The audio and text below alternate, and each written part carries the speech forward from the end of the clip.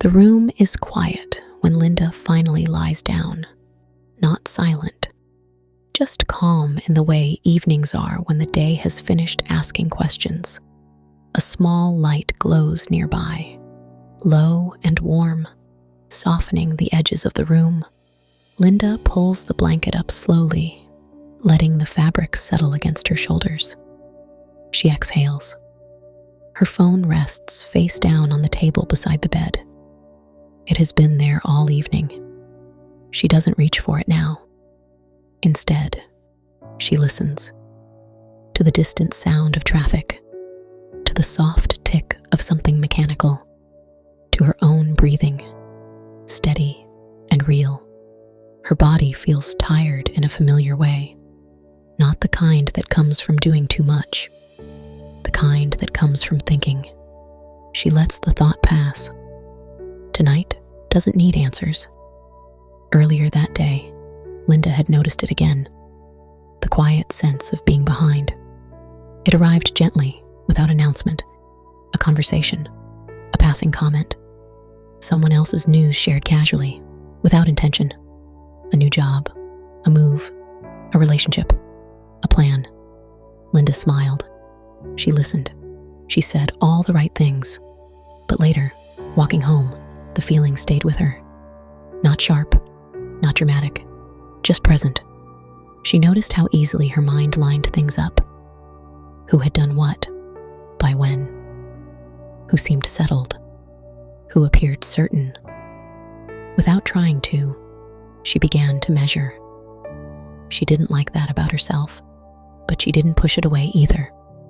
She let the feeling exist without turning it into a story.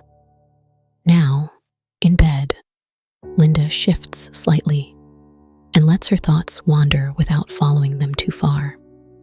She thinks about the path she imagined once, how clear it felt then, how certain it seemed.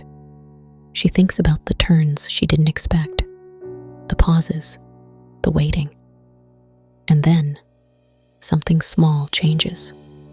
She remembers moments that don't fit into timelines, the afternoons that stretched long and calm, the conversations that mattered more than milestones, the versions of herself that learned quietly, without applause.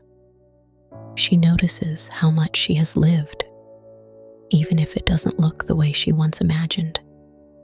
Her breath deepens. Perhaps being behind isn't the right word.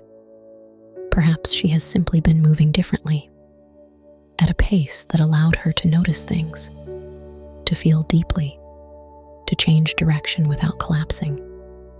The thought doesn't arrive as a conclusion. It settles more like a feeling, gentle, unforced. Linda doesn't suddenly feel ahead. She doesn't feel complete. She just feels okay, present in her own life. The room feels softer now. The weight of comparison loosens, just a little. Enough. Linda pulls the blanket closer. Her body relaxes gradually, her feet, her legs, her shoulders. Her jaw softens. Her breath slows. Thoughts drift by like distant lights seen through a window. None of them stay long. She doesn't need to catch up tonight. She doesn't need to arrive anywhere. Life is still unfolding, quietly, in its own time. No. As sleep approaches, it feels natural, like stepping out of the noise, and Linda lets herself rest, right where she is. Good night, Linda. Good night, beautiful.